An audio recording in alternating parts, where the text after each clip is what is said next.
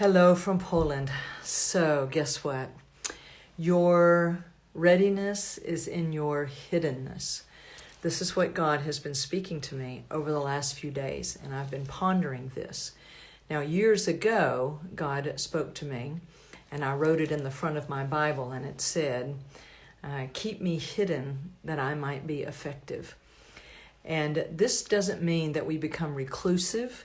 It doesn't mean that we are, just shying away from ever being in front of people, or that we're always, wanting to be inconspicuous or trying to self-harness ourselves into, not being seen. We are those who are willing to be seen, those who will go wherever the Father is sending us. But the readiness is in our hiddenness. Our effectiveness is when we remain hidden, is that we are not moved by criticism or flattery or mocking or ridiculing. These are all means by which we are controlled by outside voices. And we must be those who remain hidden, abiding in the Father, glad to remain hidden and remain dependent, so that we hear His voice above all, that what He says is truly the truest truth that we know. I love this statement, a truer truth. And so we want to live in the truest truth that there is. So we want to be those who are not moved by criticism, nor by flattery, nor by mocking or ridiculing, or if somebody completely ignores you. Do you see all of the ways in which that if I am too out here and I am moved by all of those things, then it hinders my readiness. So when God spoke to me a few days ago as I got here to Poland, and He began to emphasize this again to me in this new way. Years ago He said, to remain hidden keeps me effective. So I wrote that in my Bible. Keep me hidden, Father, that I might be effective.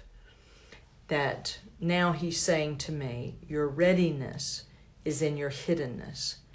So God deepens truth that He puts in our life, and then He deepens it as we go with Him.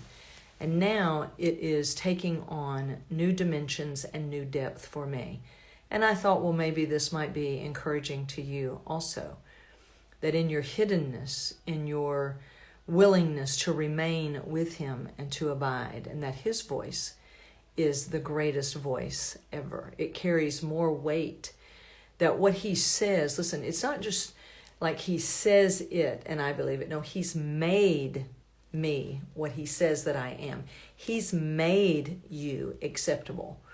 It's not just, oh, I accept you just like you are. No, He says, I've made you acceptable.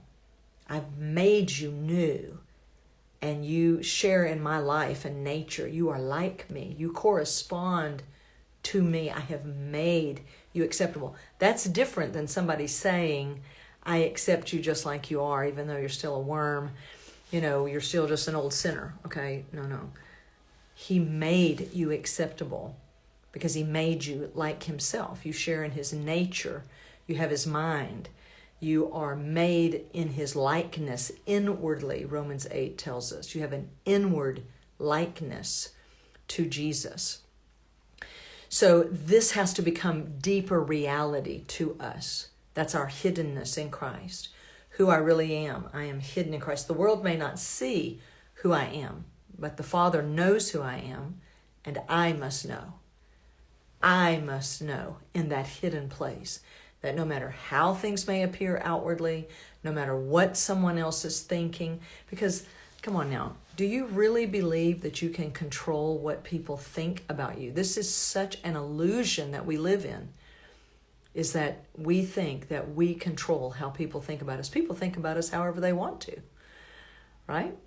They make up their minds. They perceive. You might mean one thing, they completely perceive another. So we have to come to the place where we're no longer trying to manage the impressions that we are making on other people.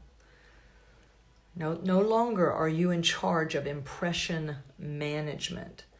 right? If there's an impression management department going on in you, you need to cancel that department, right? Because this is where we want to be functionally living as who we actually are, and then might possibly be able to make an impact. But we're not here to manage the impressions that we make upon other people. That's a part of us repenting of our own bad case of the fear of man. That's not other people that make us do that. That comes from within self and within the nature of flesh, is to try to impress others so as to gain something from them. No, we are those who are hidden in Christ, and we're glad about it. And we don't want to be moved by criticism, by opinion, by flattery, by seduction, by ignoring, by mocking, by ridiculing.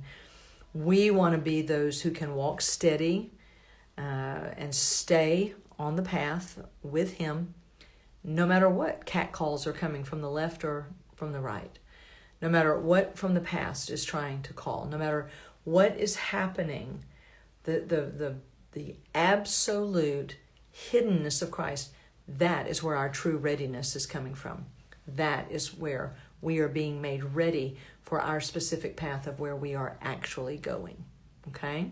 So I wanted to hop on today, encourage you with that. I hope that you do listen to it again. I hope that it gets your attention. Hey, everybody, great to see you.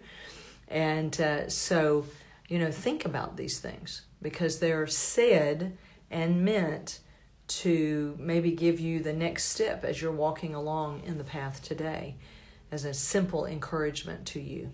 Okay? All right. Glad to be with you right here from Rybnik, Poland, and I'll still be here for another couple of weeks, and so I will see you soon. All right. Love you all. Talk to you later. Bye.